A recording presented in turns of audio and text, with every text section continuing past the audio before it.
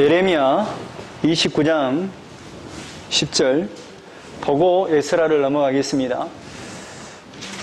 이제 성경을 어떻게 볼 것이냐, 이제 관점이 있죠. 우리가 박정희 시대를 바라볼 때 경제에 포커스를 맞추면 정말로 박정희는 위대한 경제 부흥을 갖다 준 지도자 이렇게 평가하지만 또 인권이나 민주주의적인 관점으로 봤을 때는 너무 제로죠. 이 역사를 해석하는 관점이 어떠하느냐에 따라 그 사람이 정말로 위대한 지도자가 될 수 있고 정말로 그 씻을 수 없는 독재자가 될 수 있고 이런단 말이죠. 그러면 이제 성경을 어떻게 볼 것이냐, 이 말. 성경은 어떤 관점으로 볼 것이냐, 이제 어떻게 기록되었느냐. 그냥 간단하게 말하면 예수 그리스도의 관점으로 기록되어 있다는 거죠. 이제 왜 그러느냐? 우리 인간은 창조될 때부터 이미 창세 전에, 창조되기 전에 하나님의 계획을 가지고 우리 인생을 창조했다는 거예요. 그 창조, 하나님의 계획이 뭐냐? 예수 그리스도를 통해서 구원해서 우리에게 영생을 주겠다. 이게 하나님의 계획이었다 이 말이에요. 만들기 전부터. 그럼 이미 예수님의 십자가가 서지 않았지만 이미 하나님의 계획 가운데 이미 계획이 섰으니까 십자가가 이미 세워진 거예요? 안 세워진 거예요? 세워진 거예요, 여러분. 우리는 그러니까 항상 이런 경우를 성경에서는 과거형으로 표시해버립니다. 이미 세워졌다. 이미 십자가를 지고 우리를 위해서 죽어주셨다. 이렇게 보는 거예요. 그렇기 때문에 이 성경의 관점을 뭘로 볼 것이냐, 이 역사를 어떻게 볼 것이냐 하면 이걸로 봐요. 구속의, 그러니까 어려운 말로 예수 그리스도 관점, 구속사적인 관점으로 해석을 해야 된다 이 말이에요. 그러니까 모든 하나하나가, 그러니까 하나님이 창세기에 나와 있는 선악과 사건도 보면 어떻게 하나님이 이걸 말하냐면 너가 이걸 먹는 날에는 정령 죽으리라 하잖아요. 정령 죽으리라 해요. 근데 인간들이, 아담과 하와가 이 선악과를 먹어버리잖아요. 먹어버려요. 그래서 제 가운데로 떨어지게 해요. 그러고 나서 하나님이 뭐냐면 그 은혜의 방편으로 가죽옷을 입혀서 근본된 토지를 갈게 하시죠. 가죽옷을 입혀요. 그 가죽옷의 의미는 뭐냐? 가지고 너는 이렇게 하나님의 은혜로 이렇게 가림을 받고 살아야 되는 존재, 하나님의 은혜를 바라보고 살아야 되는 존재예요. 이걸 지금 가리키고 있다 이 말이에요. 그런 것처럼 이스라엘 역사 중에서 가장 중요한 역사가 있다 그랬죠? 출애굽 사건. 출애굽도 이걸 출애굽이 있기 전에 이미 아브라함에게 500년 전에 약속을 하신 거예요. 너희들이 애굽에 들어가서 430년 동안 종살이 할 것이다. 그런데 4대 만에 너희들이 나오게 될 것이다. 이렇게 약속을 해놓고 500년 뒤에 애굽에 70명의 가족들을 넣어서 430년 동안 종살이 하게 만든단 말이에요. 왜 이런 걸 이렇게 만들죠? 왜 선악과를 만들어서 선악과를 안 만들었으면 되잖아요. 우리 인간들이 생각했을 때 선악과를 안 먹었으면 우리가 타락 안 하고 하나님의 말씀대로 순종하고 살았을 텐데 이렇게 보는데 그게 아니에요. 이미 창세전에 이미 뭐가 섰어요? 십자가가 섰어요. 그러면 우리가 예수님을 믿음으로 말미암아 구원받는다 이런 그 관점으로 보는 것보다도 우리는 예수님의 은혜로 구원받아서 영생을 얻어야 되는 존재, 이렇게 이제 해석하면 그래도 더 가깝게 해석이 돼요. 우리가 예수님을 믿었기 때문에 구원된다. 그런 관점보다도 하나님의 은혜로 우리가 영생을 얻어야 되는 존재구나, 이렇게 보면 이제 더 쉽다 이 말이에요. 그런 것처럼 지금 이미 선악과를 안 먹었으면 우리가 예수님이 필요 없네? 이런 개념이 아니에요. 이미 하나님은 예수 그리스도를 계획에 두고 십자가를 이미 지게 하셔서 약속을 하시고 선악과를 준 거예요. 그러니까 우리는 뭐야? 선악과를 먹어야 돼. 먹어야 되는, 허락을 하셨어요. 먹어야 돼. 그럼 좀 표현이 이제 이단이 될 수 있는데, 하나님이 이 선악과를 통해서 우리 안에 죄를 허락하시도록 그렇게 허락하셨다는. 그러니까 우리는 표현이 그렇게 되면 이제 약간 미묘한데, 아무튼 그거 아니에요. 아무튼 하나님이 이미 선악과 이전에 예수 그리스도를 이미 계획하신 거예요. 그러니까 이미 이 속에는 너희들은 예수 그리스도를 믿도록 역사 가운데 지금 모든 그 세상의 그 도구들을 사용해서 우리를 죄를 깨닫게 하고 예수 그리스도 안으로, 은혜 안으로 들어오게끔 하는 장치들을 다 마련해 놨단 말이에요. 선악과 사건도 마찬가지고, 또 출애굽 사건도 마찬가지고. 아니, 출애굽을 안 시키면 됐잖아요. 안 시키려면 뭐요? 이스라엘 백성을 애굽으로 안 가게 하면 되잖아요. 근데 하나님은 가게 하셨단 말이에요. 그래갖고 하나님의 약속대로, 아브라함의 약속대로 오게 하셔요. 그런데 그 아브라함의 약속 속에 뭐가 있느냐? 이삭을 번제로 드리라 하잖아요. 이삭을 번제로 드릴 때 정말로 하나님이 또 순양을 준비하시잖아요. 그걸 통해서 뭘 보게 해요? 하나님이 약속을 하시잖아요.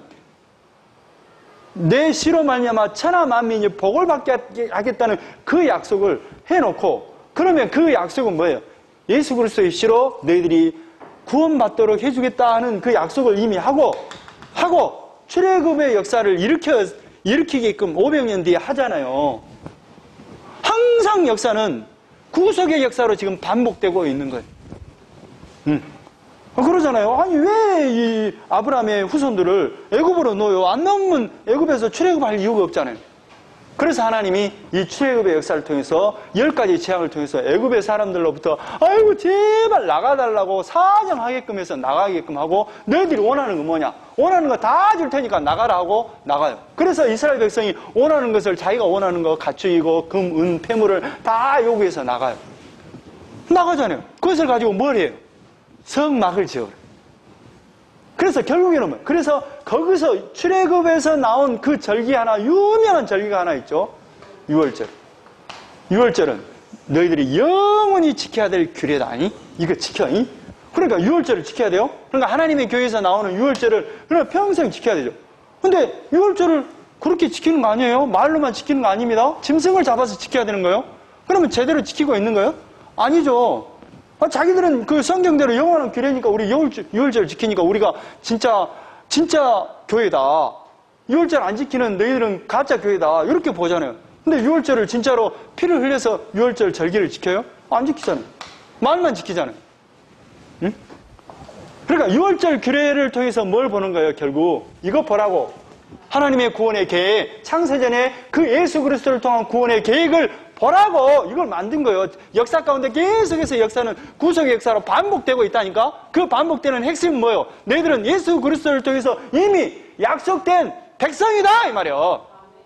그러잖아요. 우리가 예수를 믿어야 구원받는다 그런 개념이 아니라, 너희들은 이미 하나님이 창세전부터 예수 그리스도 안에 넣어서 너희들을 영생을 주려고 하는 그 구원의 계획이 하나님의 목적이고, 이거다. 너희들이 태어난 목적은 구원받는 거다. 이거잖아요. 예수 그리스도 안에 넣어서. 그러니까 너희들이 예수님을 믿어야 구원받는다가 아니라 너희들을 예수 안에 넣어서 구원받을 그 계획을 실현하고 있단다. 이렇게 보는 거죠. 예수를 믿어서 구원받는 게 아니라. 좀 더 쉽나요? 더 어렵나요? 그런 거예요. 이 역사는 계속해서 뭐예요? 예수 그리스도를 계속해서 드러내고 나타내고 지금 하는 거죠. 그래서 이 약속으로, 구약에서 약속한 말씀으로만 하신 그 창세전의 언약이, 이 말씀이 육신이 되어서, 육신이 진짜로 육체로, 눈에 보이는 그 육체로 오시는 그 실체가 이름하여 예수님이잖아요. 그래서 하나님이 지금 이스라엘 남유다가 망하기 전에 너희들 망한다. 이미 약속을 했어요. 망한 뒤 너희들이 70년 동안 포로로 끌려가서 다시 70년 뒤에 다시 돌아온다. 남유다가 586년 망하기 전에 에레미야 선지자를 통해서 약속을 해버렸다니까. 그러니까 아브라함에게 약속했듯이 애굽으로 너희들이 들어갈 것이다. 종살이 430년 동안 할 것이다. 그런데 또 하나님이 또 끄집어낼 것이다. 4대 만에. 이 약속을 하잖아요. 아니, 선악과를 너희들이 먹는 날에는 정령 죽을 것이다. 그런데 넣었잖아요. 넣어가지고 뭘 입혀버려요 또? 가죽옷을 입히네? 그러니까 계속해서 뭘 드러내요? 너희들은 예수 그리스도 안에 들어와서 구원받아야 된다. 하나님 나의 뜻이다. 이걸 계속해서 보여주는 거죠. 이제 이 관점이 좀 약간 바꾸라고, 좀 개념을 좀 바꿔보라고. 우리가 예수 믿어야 되겠네. 이렇게 그냥 저돌적으로 믿었으니까 난 됐네. 이런 개념이 아니라 하나님이 은혜로 우리를 이미 태어나기 전부터 우리를 예수 그리스도 안에 넣어서 영생을 주려고 하는 그 구원의 계획을 실현시키고 계시네. 이렇게 보면 이제 전혀 다르죠. 자, 29장 10절. 이게 지금 에레미야 선지자가 망하기 전 한 40년 동안 활동을 했습니다. 그러면서 이 망할 때까지 지금 활동한 선지자예요, 에레미야가. 근데 하나님의 말씀이 에레미야에게 임해요. 29장 10절. 에레미야 29장 10절. 여호와께서 이와 같이 말씀하시니라. 보십니까? 에레미야 29장 10절. 여호와께서 이와 같이 말씀하시니라. 하나님이 에레미야를 통해서 지금 말씀을 한 걸 지금 전한다 이 말이에요. 바벨론에서 70년이 차면 내가 너희를 돌보고. 아, 너희들 그 말에 이 말은 너희들 70년 동안 포로 생활하게 될 것이다. 그러면 돌보고 나의 선한 말을 너희에게 성취하여 너희를 이곳으로 돌아오게 하리라. 뭐예요? 70년 동안 살게 했다가 다시 돌아올 거예요. 이 말이에요. 그러면 뭐예요, 이거? 너희들이 출애굽을 해서 너희들 돌아오게 될 것이다. 그러면서 딱 남기는 게 뭐예요? 유월절 절기. 이 아브라함에게 약속한 그 약속이요. 내 씨로 말미암아 천하 만민이 복을 받게 해주겠어요. 그러니까 이 창세전의 언약을 지금 이뤄가고 계시는 거예요. 그러니까 그 뒤에 아브라함의 씨로 말미암아 누가 와요? 예수님이 오시잖아요. 그런 것처럼 지금 이 사람들이 포로로 끌려갔죠. 586년에 망해갖고 포로로 끌려간단 말이에요. 응? 자, 이제 주보를 보세요. 자, 주보를 보세요. 그리고 이제 에스라 7장을 펴십시오. 오늘 볼 본문. 에스라 7장. 에스라 7장. 이걸 이해하면 금방 이제 넘어갈 수 있습니다. 자, 에스라 7장을 펴고 오늘 주보 폈어요? 오늘 주보. 주보. 자. 그리고 이제 에스라와 느헤미야는 한 권의 책으로 보는 게 좋겠습니다. 원래 이제 히브리 성경에는 한 권의 성경이었어요. 그런데 이것이 이제 AD 300년, 370년 이렇게 성경이 이렇게 바뀌면서 이제 이게 구분을 한 건데 한 권의 성경으로 보는 게 더 낫겠어요. 1차, 2차, 3차의 포로 귀환 이야기. 그러니까 쉽게 말하면 애굽에서 출애굽했던 그 이야기와 동일하게 제2의 출애굽 사건 이야기. 그러니까 이 출애굽은 뭐예요? 유월절 어린 양이 피를 남기잖아요. 예수 그리스도를 드러냈잖아요. 그런 것처럼 제2의 유월절 사건을 보여드리겠습니다. 다시 말해서 제2의 예수 그리스도의 그 구속의 역사를 보여드릴게요. 이 애굽에서 출애굽한 것처럼 이 이야기가 바로 에스라, 느헤미야 한 권의 책이다. 자, 보겠습니다. 자, 요시야 31년 때 이제 무기 때에서 죽음으로 말미암아 완전히 남유다가 이제 거의 이제 다 이제 망조가 들어봅니다. 여호와스, 여호야긴, 시드기야 이 32년 가까이 있지만 거의 힘을 없어요. 그때는 여호와의 이름도 안 불러요. 그래서 여호야김 때 1차 바벨론의 포로를 잡혀가죠. 그때가 605년이죠. 605년. 605년인데 자, 1차 포로 기한은 몇 년에 돌아옵니까? 이제 BC 536년이죠. 536년 빼기 605년 하면 몇 년이에요? 69년, 70년이죠. 그러니까 그 에레미야에게 약속한 대로 70년 뒤에 돌아오죠. 그리고 이제 남유다가 586년에 망하잖아요. 성전이 다 불타서 없어져요. 그런데 그 성전이 완성된 시기가 1차 포로 기한해갖고 스룹바벨 써졌죠. 성전 재건 시작 536년 중단했다가 534년 재건을 시작했다가 520년 완성이 516년이죠. 그러니까 586년 빼기 516년 하니까 몇 년이에요?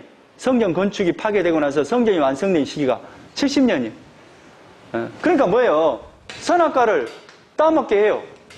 따먹게 해요. 또 표현이 이상합니다. 약간 이해당이 시비 걸릴 수 있어요. 선악과를 먹는 날에는 너희를 정령 죽이려 했는데 지금 아담과 하와가 이걸 먹어버리죠. 그래서 이렇게 이제 가죽옷을 입혀서 너의 근본된 토지를 갈게끔 하잖아요. 세상에 나가게끔 한단 말이에요. 가죽옷을. 은혜를 가죽옷을 통해서 결국 예수 그리스도를 잘 덮고 다니도록 해요. 그러니까 이스라엘 백성이 성막을 짓고 성전을 짓고 하면서 거기서 예배를 드리고 제사를 드리면서 뭐예요? 결국 가죽옷을 입듯이 부끄러움을 가리듯이 성막과 성전 대신 예수 그리스도를 통해서만 우리가 하나님의 나라 갈 수 있다는 것을 항상 기억하도록 했다 이 말이에요. 자, 그런데 1차 포로 기한이 이제 누구를 통해서 이루어지냐면 스룹바벨을 통해서 스룹바벨을 중심으로 이렇게 이제 옵니다. 536년, 538년 그쯤에. 그리고 이제 이제 478년 때 에스더가 이제 그 와스디가 폐위되고 에스더가 아하수에로 왕의 왕비가 되죠. 그리고 2차 기한이 에스라를 중심으로 해서 이렇게 넘어와요. 3차 기한이 느헤미야를 중심으로 넘어와요. 그런데 이게 특징이 뭐냐면 1차 스룹바벨을 중심으로 해서 귀환된 사람들이 무슨 일을 하냐면 성전을 건축해. 두 번째 에스라를 중심으로 해서 2차 귀환한 사람들이 뭘 하냐면 백성들이 어떤 일이 일어났냐면 지금 에스라가 여기서 성전이 건축되고 나서 한 57년, 60년 뒤에 에스라가 이제 귀환하거든요.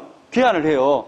1754명을 데리고 귀환을 한단 말이에요. 그런데 어떤 문제가 있냐면 60년 동안 성전만 건축됐는데 지금 뭐냐면 거기에 살고 있는 그 사마리아 땅이나 지금 남유다 땅에 살고 있는 그 아수리에서 막 뒤섞여버린 그 사람들과 함께 통혼의 문제가 생겨버려요. 응? 그게 뭐냐면 이스라엘 백성은 절대 하나님의 언약의 백성들과만 결혼하게끔 됐는데 지금 이방의 사람들과 결혼을 해버리는 문제가 발생해요. 그래서 아닥사스다 왕을 통해서 지금 에스라를 급하게 포로 귀환을 시킵니다. 그래서 뭐예요? 백성들에게 말씀을 가르치죠. 그러니까 이거 말씀을 가르친다는 것은 백성들을 성전 삼는 이야기 2차 포로 귀환. 3차는 뭐냐면 느헤미야를 중심으로 해서 무슨 일을 하냐면 성벽을 건축하는 일을 해요. 근데 이 성벽은 뭐냐면 고대 근동점에서 성벽은 도시예요, 도시. 그 안에서 성벽을 건축해놓고 보호를 하고 거기서 산단 말이에요. 그래서 이건 도시단 말이에요. 그러면 도시 이꼴 결국 백성된 공동체.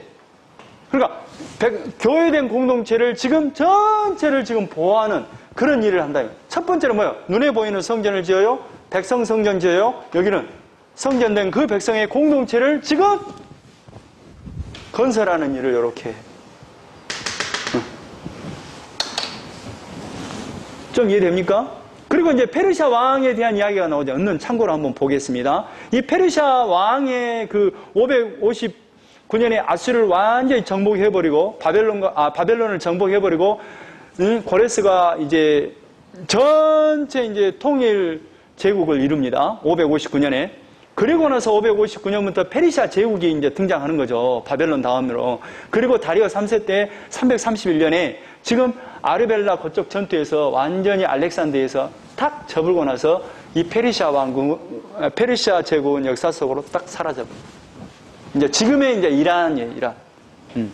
그래서 한 230년가량 대제국을 이룬 이 페르시아 왕의 그 왕을 보면, 초대 왕이 고레스, 그 다음에 캄비세스, 다리오 1세, 아하수에로, 아닥사스다, 그 다음에 쭉쭉쭉 해서 다리오 3세 때 이제 331년에 지금 알렉산더에서 망하거든요.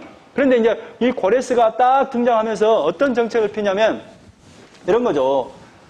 아수르는 혼혈 정책을 폈다면 바벨론은 포로로 잡아가는 정책을 펴요. 그리고 이제 메데바사 페르시아 제국은 어떤 정책을 펴냐면 그 나라의 문화와 종교를 인정하고 포용하는 정책을 핀단 말이에요.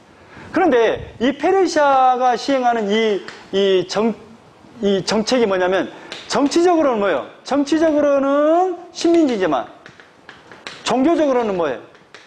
자유를 주는 정책을 편단 말이에요. 그래서 사실상 이제 스룹바벨과 에스라, 느헤미야를 통해서 이제 이 포로 귀환하는 그 사람들을 중심으로 해서 이제 실권을 잡는 사람들은 누구냐면 정치적으로 스룹바벨은 그 다윗 계열이거든요. 그런 사람들이 힘을 쓰는 것이 아니라 제사장 계열이 힘을 써요. 그래서 나중에 이제 이 사람들, 대제사장의 그룹들이 결국 예수님 시대에 이 사도계열, 사두개파 이런 것으로 형성돼요. 그러니까 예수님 시대에 누가 제일 실권을 잡냐면 대제사장 그룹이, 레이 그룹, 이런 성전에서 일하는 종교인들의 그룹들이 힘을 펴죠. 왜 그러냐면 이때 당시에 이 정치적으로는 시민이지만 종교적으로는 뭐예요? 해방이잖아요, 해방. 그러니까 누가 실권을 잡겠어요? 정치적으로 스룹바벨이나 이런 사람들은 총독으로 오지만 그 사람들은 힘을 못 써요. 정치적으로는 시민지하에 있기 때문에.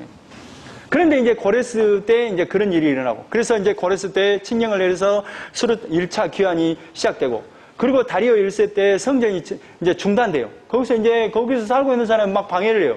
성전 건축을 못하게 막 방해를 해요. 그래서 쉬었다가 성전 재건을 시작했다가 520년에 시작했다가 완성을 516년에 다리오 1세 때 하고. 참고로 보세요. 아하수에로 왕은 어떤 사람이냐면 에스더의 남편이에요. 그리고 이제 거기서 하만이라는 사람이 등장하죠. 그래서 하만이 유다인들을 다 죽여보려고 했는데 에스더나 이런 이제 왕비 때문에 이제 살아남죠. 그 이야기로 불임절이 생기는 그 시기가 아수르 왕 때. 그 다음에 이제 아닥사스다. 이제 이걸 기억하셔야 됩니다. 느헤미야가 아닥사스다 왕의 술관원으로 있었어요. 이 술관원으로 있다는 것은 지금으로 말하면 대통령 밑에 수석격이에요. 수석. 음식을 담당하는 뭐 수석이나 뭐 이런 격이에요. 그럼 굉장히 그 높은 지위에 있었던 사람이에요. 왜 그러냐면 아하수에로 왕 때 에스더가 왕비로 있었잖아요. 그때 이제 유대인들이 대거 관료로 진출하지 않았는가 이렇게 이제 예상할 수 있어요. 그리고 이제 에스라는 그때 당시에 아닥사스다의 왕으로부터 굉장히 신임을 받은 사람. 무슨 율법학자인데 무엇을 요구하든지 간에 왕이 지금 에스라에게 다 베풀 수 있을 만큼 신임을 받은 사람이 에스라예요. 이때 이제 율법학자로 있고 에스라와 느헤미야가 이때 아닥사스다 왕 때 2차, 3차 포로 귀환이 합니다. 그런데 이제 결국에는 뭐예요? 결국 예레미야에게 약속을 했잖아요. 너희들 바벨론에서 완전 망하게 되고 포로로 끌려가서 너희들이 70년 동안 거기서 포로로 잡혀있다가 70년 뒤에 돌아올 것이다. 약속을 했잖아요. 뭐 하려고 약속을 해? 뭐 하려고? 아니 아브라함에게 뭐한디 약속을 해가지고 430년 동안 종살이 하기 위해서 500년 뒤에 끄집어내냐 이 말이요. 왜 선악과를 만들어서 하나님이 지금 선악과를 먹기 위해서 타락하게 하고 죄 가운데 이제 완전히 인생을 살게 하냐 이 말이에요. 그리고 나서 가죽 옷을 입히냐 이 말이에요. 결국에는 뭐예요? 이 모든 역사가 무슨 역사? 구속의 역사다.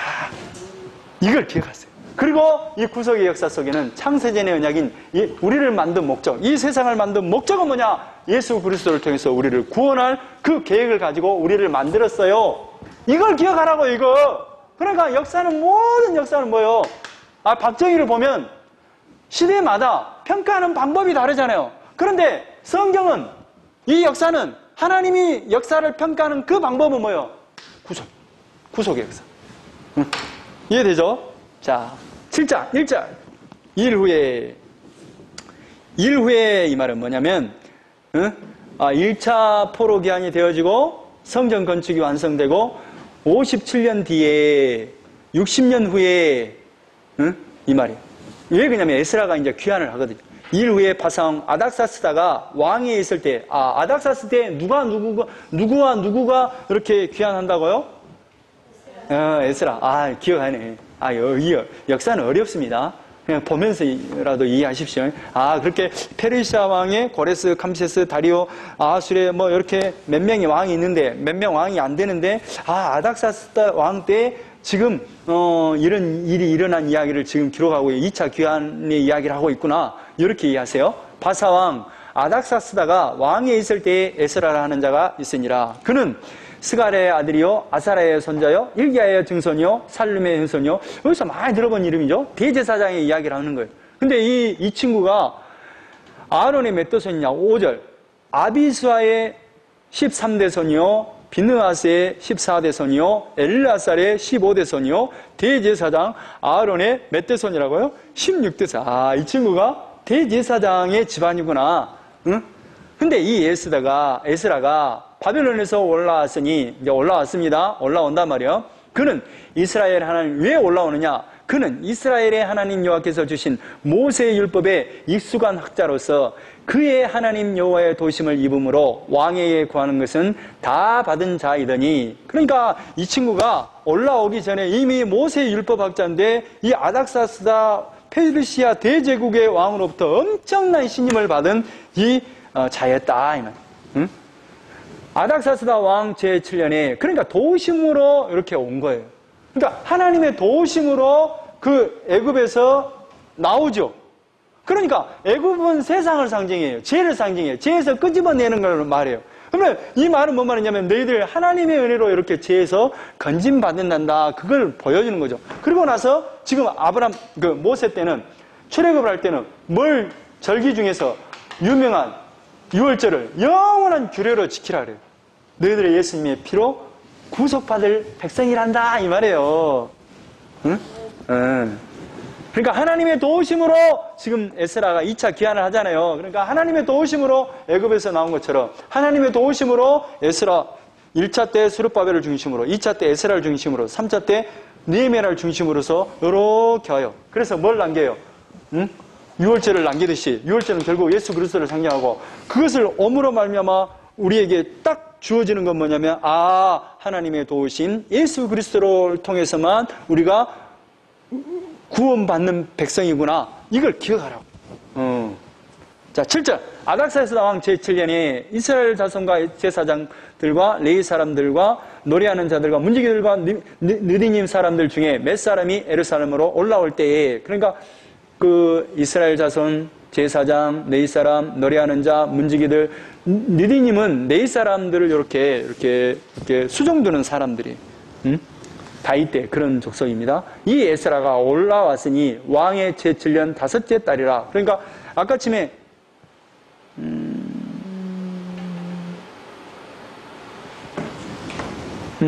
그러니까 올라올 때가 언제? 이게 지금 8절까지 이 에스라가 올라왔는데 왕의 제7년 5째 달이더라. 그러니까 예루살렘으로 딱 도착했는데 지금 저쪽 페르시아 바벨론 포로로 살던 그 지역에서 이렇게 넘어올 때 지금 딱 예루살렘에 도착하니까 아닥사스다 왕의 7년 5째 달에 5월이더라. 5월이더라. 이걸 좀 기억해 보세요. 5월이더라 이 말. 5월. 그런데 지금 그 바벨론이나 그쪽 지역에서 이렇게 오는데 적어도 1200km, 1600km예요. 걸어서 5달 거리야. 그러면 언제부터 출발했을 것 같아요? 1월달부터. 아닥사스다 제7년 1월부터 출발했겠구나. 이렇게 이제. 그리고 이제 설명이 나옵니다. 9절에 첫째 달 초하루에 첫째 달 초하루에 이제 아닥사스다 왕의 명령을 받고 바벨론에서 길을 떠났고, 그러니까 바벨론에서 이렇게 길을 떠났다 이 말이에요. 이해되죠? 첫째 달이 떠나서 언제 도착했다고요? 5월에. 아니, 5째 달이죠? 이렇게 5월 맞죠? 첫째 달 9절에 첫째 달 초하루에 바벨론에서 길을 떠났고 하나님의 선한 손에 도우심을 입어 5째 달 초하루에 예루살렘에 이르니라. 이해되죠? 그러니까 누구의 도움으로? 하나님의 도움으로. 그러니까 지금 아브라함으로 설명하면 좋아요. 아브라함이 약속하고 지금 이스라엘 백성이 애굽으로 갔는데 누구의 도움으로 애굽에서 나와요? 그런데 누가 넣었어요 또? 넣기는 누가 넣었어요? 애굽의 종사를. 하나님 넣고. 누가 또 끄집어냈어요? 하나님. 누가 선악과를 만들었어요? 하나님. 누가 또 선악과를 통해서 가지고 와서 입혔어요? 하나님. 결국에는 뭘 설명해요? 하나님의 창세전의 구원의 계획. 예수 그리스도. 자, 그래서 이 10절에 에스라가 여호와의 율법을 연구하여 준행하며 율례와 규례를 이스라엘에게 가르치기로 결심하였더라. 근데 사실상 이 에스라는 몰랐는데 나중에 이 에스라는 무슨 문제 때문에 오냐면 백성들을 성경을 말씀을 가르치기 위해서 와요. 근데 어떤 문제가 있냐면 그 60년 뒤에 오거든요. 성전이 건축되고 나서 60년 뒤에 와요.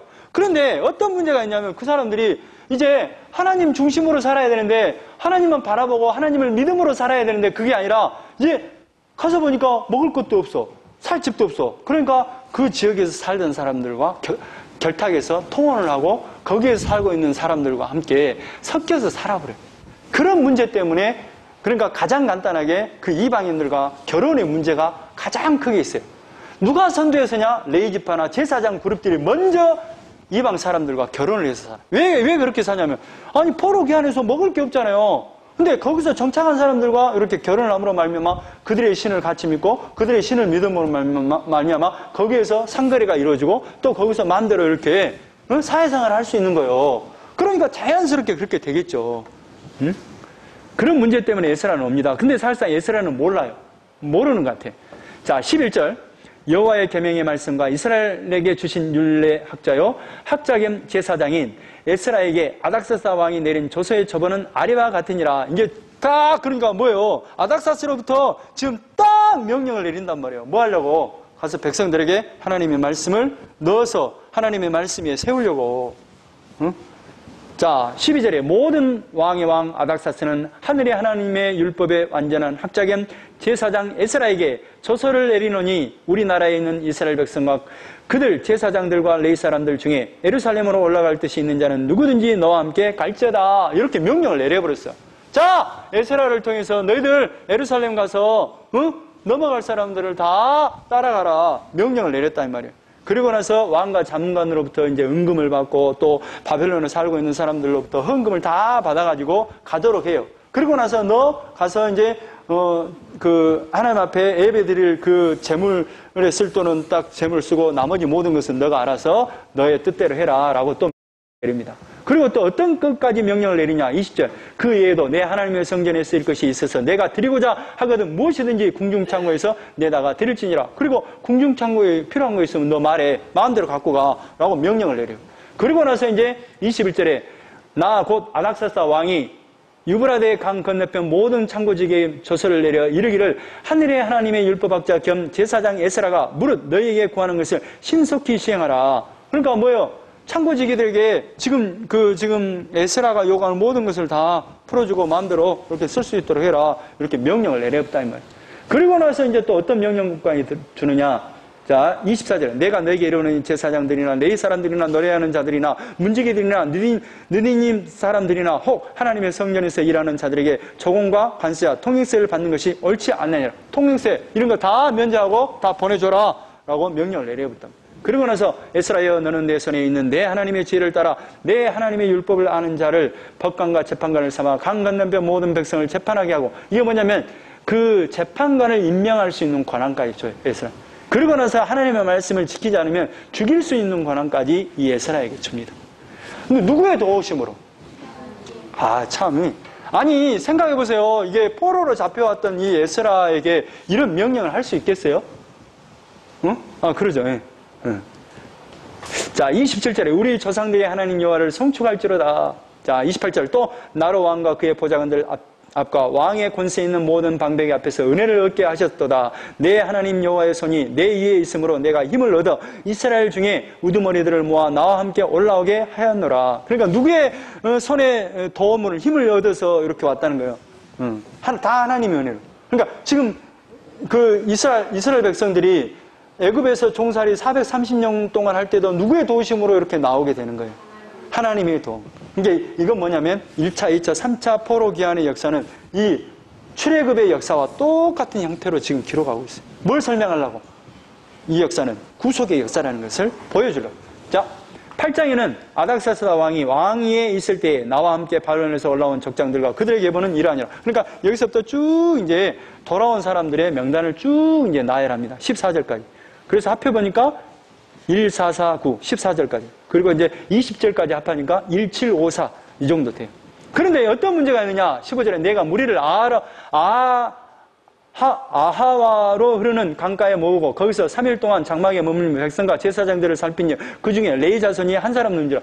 근데 다 모아놓고 이제 그 바벨론 강가에서 이제 다 출발하려고 그래요. 근데 봤더니 레위 사람들이 많이 없는 거야.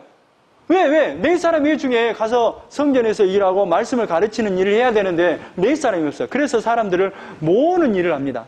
그래서 모아봤더니 쭉 해서 저 19절에 18절에 18명, 19절에 20명, 20절에 다윗과 방백들이 레위 사람들을 섬기라고 준 느디님 사람 중 성전 일꾼은 220명이었는데 그들은 모두 지명받은 이들이었다. 이제 이 사람들을 딱 데리고 가려고 이제 1753명이 딱 모였어요.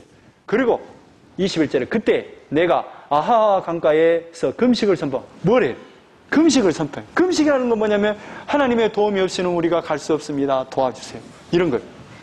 우리의 하나님 앞에서 스스로 겸비하여 우리와 우리 어린아이와 모든 소유를 위하여 평탄한 길을 그에게 강구하였으니 그러니까 하나님의 도움으로 이렇게 편안하게 갈 수 있도록 해주세요. 이는 우리가 전에 왕에게 아뢰기를 우리 하나님의 손은 자기를 찾는 모든 자에게 선을 베푸시고 자기를 배반하는 모든 자에게는 권능같이 너를 내리신다 하였으므로 길에서 적군을 막고 우리를 도울 보병과 마병을 왕에게 구하기를 부끄러워하였습니다.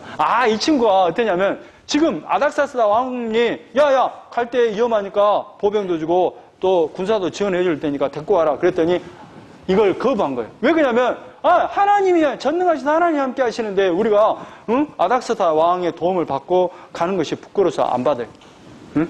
그래서 24절 그때 내가 제사장의 우두머리들 우두머리 중 12명 곧 세레바와 아샤바와 그의 형제 10명을 따로 세우고 이게 뭐냐면 그때 이제 에스라를 통해서 그 받아온 그 예물들이 있을 거 아니에요. 그것을 이제 그 12명에 맡겨요. 그래서 예루살렘에 갈 때까지 그것을 계수를 해서 그 이제 친구들한테 맡깁니다.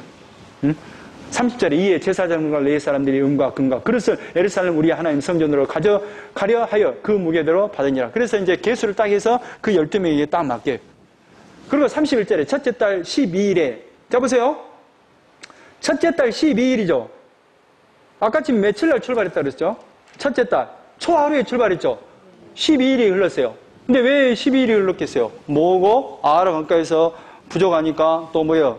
그 레이지파가 부족하니까 좀 부탁해갖고 레이지파들을 모으고 또 뭐랬어요? 금식을 선포하고 이런 과정이 있었단 말이에요. 아, 첫째 달 12일에 우리가 강에 떠나 예루살렘을 갈새 우리 하나님의 손이 우리를 도우사. 누가 도와? 하나님이 도우셨어요. 그러니까 출애굽을 할 때 누가 도왔어요? 하나님이 도와서 규례를 만들어요. 하나님이 유월절 규례를 만들잖아요. 결국 뭐라고? 결국 우리에게 뭘 주려고? 어려운 말로 믿음을 주려고, 믿음으로 살으라고. 대적과 길에 메고 간 자의 손에서 건지신지라. 이에 예루살렘에 이르러 거기서 3일간 머물고 제사일에 우리 하나님의 성전에서 은, 금 그릇을 달아서 제사장 우리아의 아들 무레모세의 손에 넘기니. 아까쯤에 이제 12명에게 지금 메데 바사 바벨론에서 가져온 그 예물들 있잖아요. 그것을 이제 다시 준단 말이에요. 모든 것을 34절에 모든 것을 다 세고 달아보고 그 무게의 총량을 그때 기록하였느니라. 사로잡혔던 자의 자손 곧 이방에서 돌아온 자들이 이스라엘의 하나님께 번제를 드렸는데 그럼 뭐래요? 하나님 앞에 뭐예요? 하나님 앞에 번제를 드린다는 것은 짐승을 드렸다는 것은 하나님의 은혜가 아니면 우리는 아무것도 아니에요 하는 의미로 드린단 말이에요. 번제를 드렸는데 이스라엘 전체를 위한 수송아지가 12마리요. 그러니까 자기들을 위해서 드린 게 아니라 이스라엘 전체를 위해서 번제를 드리는 장면이 쭉 나옵니다. 36절에 우리가 또 왕의 조서를 왕의 총독들과 유브라데 강 건너편 총독들에게 넘겨주며 그들이 백성과 하나님의 성전을 도왔느니라. 이게 이제 왜 이거 아닥사스다 왕의 조서를 보여주냐면 그 주변에 총독들을 다 세워놨을 거 아니에요. 그 사람들한테 보여줌으로 말미암아 왕의 명령을 따라왔다. 그래서 그 사람들이 이렇게 백성들과 성전을 지을 수 있도록 이렇게 성전에서 예배 드릴 수 있도록 도와줬다. 이 말. 그런데 이제 딱 이제 본론이 나옵니다. 그죠? 에스라가 온 목적이 있습니다. 자, 9절에 2일 후에 이렇게 이제 강 건너서 5개월이 지나고 또 이제 좀 이제 짐도 풀고 이런 기간이 지난 후에 그래서 한 2개월 지난 걸로 봅니다. 2일 후에 방백들이 내게 나와 이르되 이스라엘 백성과 제사장들과 레위 사람들이 이 땅 백성들에게서 떠나지 아니하고 가나안 사람, 헷 사람, 브리스 사람, 여부스 사람, 암몬 사람, 모압 사람, 애굽 사람, 아모리 사람들의 가증한 일을 행했다는 건 뭐예요? 그들이 행했던 그 우상 숭배를 그냥 따라 했다 이 말. 그들의 딸을 맞이하여 아내와 며느리로 삼아 거룩한 자손이 그 지방 사람들과 서로 섞이게 하는데 방백들과 보세요. 섞였는데 통혼을 했는데 누가 먼저 했느냐? 방백, 우두머리, 그 도지사격인 그런 사람들과 고관들, 고위 관료들이 이 죄에 더욱 으뜸이 되었다 하는지라. 누가 먼저 나섰어요? 응? 방백들과 고관들. 그러니까 좀 돈 있고 그런 사람들이 더 앞서서 이방의 가증한 일을 행하고 말았다 이 말. 그러니까 3절에 내가 에스라가 이 일을 듣고 이 소식을 듣고 속옷과 겉옷을 찢고 머리털과 수염을 뜯으며 기가 막혀 앉으니 이에 이스라엘 하나님의 말씀으로 말미암아 떠는 자가 사로잡혔던 이 사람들의 죄 때문에 다 내게로 모여오더라. 내가 저녁 제사 드릴 때까지 기가 막혀 앉았더니 에스라가 어때요? 그 상황을 듣고 기가 막힌 거야. 아니 지금 이스라엘 백성이 뭐 때문에 지금 포로로 잡혀갔어요? 하나님을 떠나버린 것 때문에 지금 포로로 잡혀갔잖아요. 그런데 70년 안식을 딱 하고 나서 다시 돌아왔는데 뭘 하고 있어요 또 하나님을 떠나버리고 있는 거예요. 그러니까 에스라가 봤을 때는 대학자인 성경의 율법의 대학자인 이 에스라가 봤을 때는 기가 막혀 안 막혀요? 기가 막힌 거야.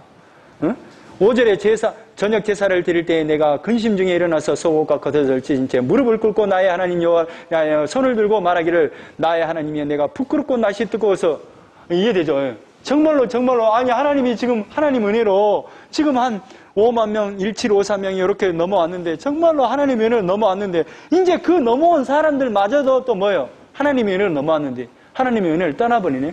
그러니까 기가 막힌 거야.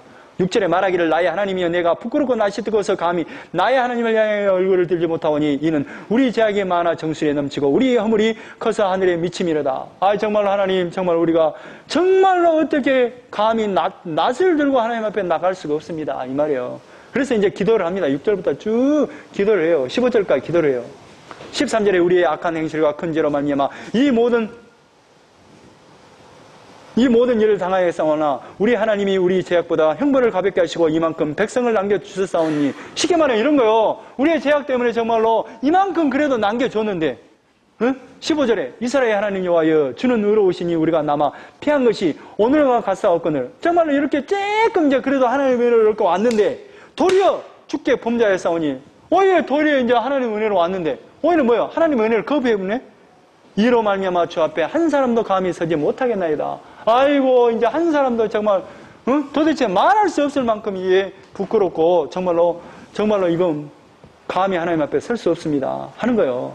10장 1절 에스라가 하나님의 성전 앞에 엎드려 울며 기도하여 죄를 자국할 때 많은 백성이 크게 통곡하며, 그러니까 지금 에스라가 뭐요? 울며 기도하는데 많은 백성들이 뭐요? 통곡을 같이 하는 사람들이 있더라 이 말이에요. 이 하나님의 말씀에 두려움 앞에 덜덜덜 떠는 사람들이 있더라 이 말이에요. 이스라엘 중에서. 그러니까 뭐예요?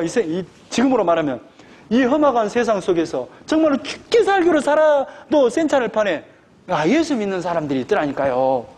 이거요. 이스라엘 중에서 백성의 남녀와 어린아이의 큰 무리가 그 앞에 모인지라. 근데 뭐요? 에스라가 정말로 통곡하며 기도하는데 모이는 무리가 있더란 말이에요. 엘람 사람 중 여예엘의 아들 스가냐가, 엘람 사람 하면 엘람은 이 페르시아의 이름 같아요.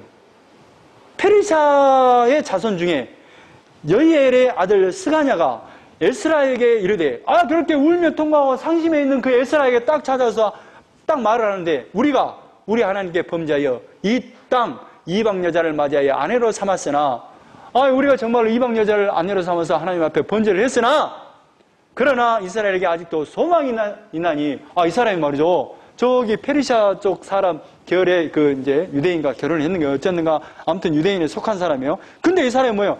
아니, 에스라요, 슬퍼하고 통곡할 일이 아니라 우리는 소망이 있습니다. 이렇게 말하는 거야. 곧 내가, 곧 내 주의 교훈을 따르며 우리 하나님의 명령을 따르며 준행하는 자의 가르침을 따라, 이 말은 뭔 말이야? 하나님의 말씀대로 돌아갑시다. 이 모든 아내와 그들의 소생을 다 내보내기로 우리 하나님과 언약을 세우고 율법대로 행할 것이라. 우리가 회개 잡아가면서 정말로 이 죄악을 끊어내고 하나님 앞에 다시 섭시다. 그게 바로 우리의 소망이요. 이렇게 딱 말하는 거야. 그리고 이것은 4절에 이는 당신이 주장할 일이니 이것을 지금 당신이 할 일이요. 이렇게 선포해 주시오. 우리가 이 죄악을 다 덜어내고 하나님 정말로 하나님의 언약으로 우리가 들어가겠사니 하나님 받아주십시오. 이렇게 하라 이 말이에요. 당신이 주장할 일이니 일어나서서 우리가 도우리니, 그러니까 당신이 그렇게 하면 우리가 따라 나가서 도와줄 테니 힘써 행하소서 하니라. 이에 에스라가 일어나 제사장들과 레위 사람들과 온 이스라엘에게 이 말대로 행하기를 명세하게 하며 무리가 명세하니라. 그래, 이 너희들의 죄악을 다 털어버리고 이방 여인과 다 결별하고 너희들 하나님의 말씀으로 돌아올래? 명세할래? 그러니까 다 우리가 그렇게 따르겠습니다. 6절에 이에 에스라가 하나님의 성전 앞에서 일어나 엘리야십의 아들 여호하나의 방으로 들어가니라. 그가 들어가서 사로잡혔던 자들의 죄를 근심하여 음식도 먹지 아니하며 물도 마시지 아니하더니, 그러니까 이 친구가 뭐예요? 에스라가 물도 먹지 않고 금식을 하고 하면서 하나님 앞에 매달렸단 말이에요. 유다와 예루살렘에서 사로잡혔던 자들의 자손들에게 공포하기를 너희는 예루살렘으로 모이라. 그러니까 이 에스라가 뭘 선포하냐면 너희들 다 그러면 예루살렘으로 와라.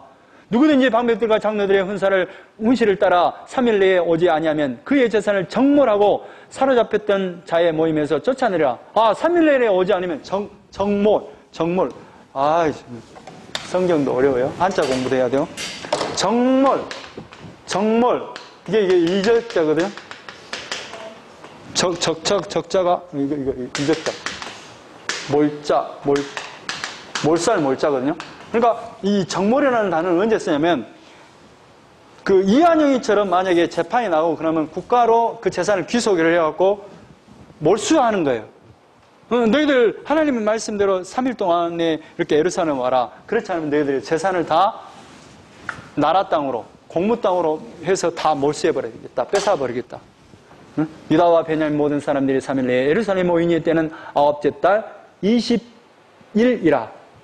아까 지금 며칠 날 예루살렘에, 저 바벨론에서 초하루죠? 지금 9째 달이죠? 근데 오는데 한 5개월 걸렸죠? 그리고 이제 5개월 걸리고, 짐을 풀고, 한 6월부터 이제 뭔가 좀 에스라가 활동했을 거 아니에요? 그러고 나서 이제 한 몇 달 정도 지난 거예요. 9째 달이니까 몇 달 정도 지금 있었던 거예요, 예루살렘에서. 그러죠. 한 3개월밖에 안 되냐. 아, 지금, 그러잖아. 정말, 무리가 하나님의 성전 앞에 광장에 앉아서 이 일과 큰 비 때문에 떨고 있더라. 아, 지금 뭐요? 근데 다 모였는데 뭔 일이 있어요? 비가 엄청 쏟아지고. 이게 이제 뭐요? 두려워 떨어요. 춥기도 하고 두려워 떨어요. 근데 이제 9월달은 뭐냐면 3월 더 해보세요. 그러면 한 12월 정도 돼요. 우리나라로. 우리 달로 말하면. 막 추워 떨어요. 그러니까 제사장 에스라가 일어나 그들에게 이르되 너희가 범죄하여 이방 여자를 아내로 삼아 이스라엘의 죄를 더하게 하였으니 이제 너희 조상들의 하나님 앞에서 죄를 잡아가고 그의 뜻대로 행하여 그 지방 사람들과 이방 여인을 끊어버리라! 이렇게 선포해요. 그러니까 12절의 모든 행인 큰 소리로 대답하여 이르되 당신의 말씀대로 우리가 마땅히 행할 것이나 하나님의 말씀대로 순종하겠습니다. 이렇게 나와요. 그러나 백성이 많고 큰 비가 내리는 때니 능히 밖에 서지 못할 것이라. 우리가 이 일로 크게 범죄했은즉 하루 이틀에 할 일이 아니오니. 그래서 이제 쭉 이제 하기로 해요. 그런데 이제 15절, 15절에는 그 반대하는 무리들이 몇 명 있어요. 그런데 16절에 사로잡혔던 자들의 자손이 그대로 한지라 제사장 에스라가 그 종족을 따라 각각 지명된 족장들 몇 사람을 선임하고 열째 달 초하루에 앉아 이 일을 조사하여 첫째 달 초하루에 이르러 이방 여인을 아내로 맞이한 자의 일 조사하기를 마치니라. 10월 초까지 이렇게, 그러니까 10월 초부터 해갖고 그 다음날 1월 1일까지 이렇게 누가 이방 여인과 통혼을 했는가 이렇게 조사를 했다 이 말이에요. 그래서 18절 제사장의 무리 중에 누가 이제 그 통혼한 이제 명단이 나와요. 그리고 나서 회개한 사람들의 명단이 18절부터 43절까지 나와요. 근데 누가 이제 거기서 이방 여인과 통혼했는가 한번 봅시다. 제사장의 무리 중에 이방 여인을 아내로 맞이한 자는 예수와 자손 중 요사닥의 아들과 그의 형제 마시아와 엘리에셀과 야립과 그달랴와 그들의 다 손을 잡아 맹세하여 그들의 아내를 내보내기로 하고 또 그 죄로 말미암아 순양 한 마리를 속건제로 드렸으며 누가 참여했어요? 지금 1차 포로기한 때 수룹바벨은 다윗 계열이고 왕의 계열이고 지금 제사장 계열로 누가 오냐면 수룹바벨과 예수아가 가요. 근데 누가 제일 먼저 타락을 해버려요? 제사장. 근데 뭐 하기로 했어요? 이 하나님의 말씀대로 이제 회개하고 하나님의 약속으로 이제 맹세하겠습니다. 이렇게 해서 이제 회개한 사람들의 명단이 쭉 나옵니다. 43절. 44절. 이상한 모두 이방 여인을 아내로 맞이한 자라 그 중에는 자녀를 낳은 여인도 있었더라. 그래서 뭐래요? 예수라가 뭘 해요? 2차 포로 기한을 통해서 뭘 해요? 하나님의 말씀으로 지금 백성들을 뭐 삼는 이야기? 성전 삼는 이야기. 그래서 뭘 한다? 6월절. 그러니까 결과적으로 포로기한에서 뭘 남겨요? 6월절. 믿음을 남기잖아요. 그러니까 우리가 6월절 어린 양피로 우리가 구속받아서 이렇게 해방되었어요. 그러면서 결국 6월절 어린 양피를 영원한 규례로 지키듯이 영원한 규례 대신 예수 그리스도를 믿음으로 말미암아 우리가 구속된다는 것을 하나님의 구원의 계획 속으로 이렇게 들어가는 이야기. 우리는 예수님을 위해서, 예수님을 찬양하기 위해서 우리가 이 땅에 온 사람들이에요. 감사합니다. 이걸로 2차 기한이 딱 맞춰진다. 여기까지 하겠습니다. 기도하겠습니다. 하나님